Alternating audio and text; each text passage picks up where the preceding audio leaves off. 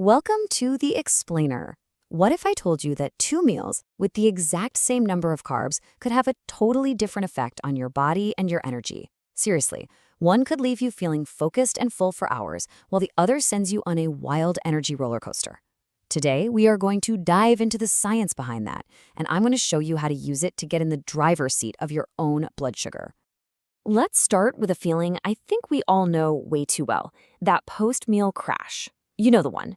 You have a meal, you feel pretty good for a little while, and then, bam. An hour later, you're tired, your brain feels foggy, and you're already thinking about your next snack. So what is actually going on there?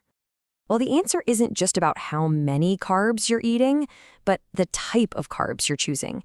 And this is the part that surprises most people. Two completely different foods with the exact same carb count on the label can impact your body in wildly different ways. This is the secret that changes everything. So the key to cracking this code is a tool called the Glycemic Index, or GI for short. And honestly, the best way to think about it is like a speedometer for your carbs. It tells you exactly how fast they're going to hit your system. It's a really simple scale that goes from 0 to 100. It's not measuring the amount of sugar, but the speed at which the carbs in a food turn into sugar in your bloodstream. Pure glucose is our benchmark at 100 on the scale. That's the fastest fuel there is.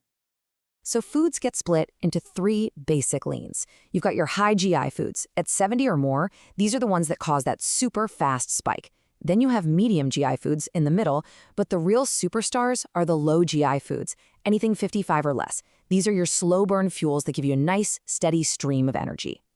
So why do we even care about this? Well, high GI foods are the ones that put you on that energy roller coaster we talked about. You get a huge spike and then a really hard crash. But low GI foods, they give you a slow, gradual release of energy that actually lasts, keeping you feeling full, satisfied, and focused. And it goes beyond just energy. Study after study links low GI diets to better blood sugar control, easier weight management, and even a lower risk for heart disease.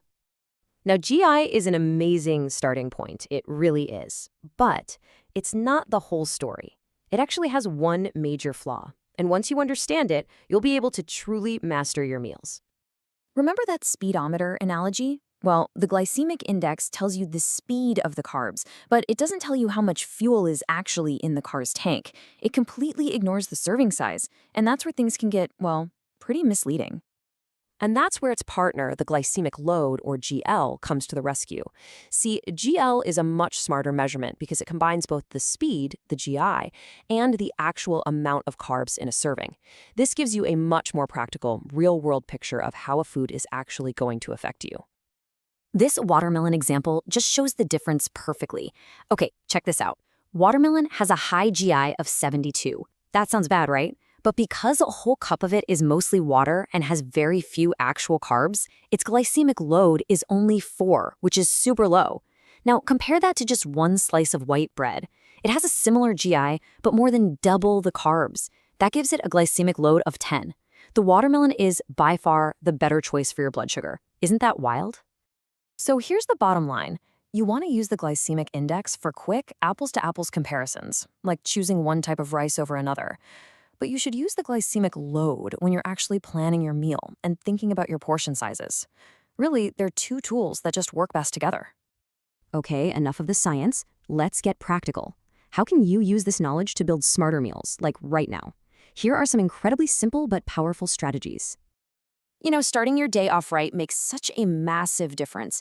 Instead of high GI cornflakes, switching to something like steel-cut oats with berries literally cuts the GI almost in half. Instead of white toast, maybe try sourdough with a protein like eggs. And here's the easiest win of all. Just eat a whole orange instead of drinking the juice. You get all that amazing fiber. These are such small swaps, but they have a huge impact. Now, this one is one of my favorite examples, because we're always told that brown rice is the only healthy choice. But look at its GI. It's still pretty high at 68. Basmati rice, on the other hand, comes in at a much more moderate 58. This means that just switching from your standard short-grain white rice to basmati can make a huge difference in your blood sugar response. And for a lot of people, that's a much easier swap to make than switching to brown rice. And these principles apply perfectly to traditional Indian meals. You do not have to give up the foods you love. You just build your plate a little bit smarter. Always pair your rice or roti with dal. Lentils have a super low GI. As we just saw, choose basmati rice. Try eating your vegetables first to let that fiber get a head start. And always add a side of raita. The protein and fat in the yogurt act like a natural brake, slowing down how fast those carbs get absorbed. In fact, you can boil those ideas down into 3 simple rules that work for pretty much any meal. Rule 1, always add protein and healthy fat. Rule 2, always add fiber, like from a salad or some veggies. And rule 3, this is a little known trick. Add acidity. A simple squeeze of lemon or a vinegar-based dressing can actually lower a meal's impact on your blood sugar. How cool is that? So we've covered all the universal rules.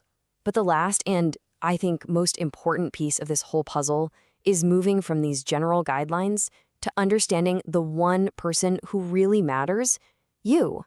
Because here is the critical takeaway from all of this. All of those GI charts you see online are based on averages, but you are not an average. Your personal reaction to a food, say a banana, could be completely different from mine. What causes a blood sugar spike for one person might be perfectly fine for another. So, how do you find out what actually works for your body? Well, the only way to really know for sure is to move from theory to your own personal truth. And you do that by connecting the dots between what you're eating and how your blood sugar actually responds. And this is where technology is a total game changer. You don't have to guess anymore. By using tools that can actually connect the meals you eat with your real glucose data, you can start to see clear patterns. You can pinpoint your personal trigger foods and your personal safe foods. This lets you build a nutrition plan that is based on your unique data, not just some generic chart. So I'll leave you with this question.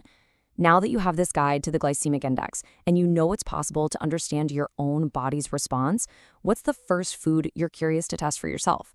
What do you think you'll discover? And of course, just remember, this is all for educational purposes. The glycemic index is an incredibly powerful tool, but it's just one tool in your health toolbox. It's always best to consult with a healthcare professional for personalized medical advice. Thanks so much for joining us on The Explainer.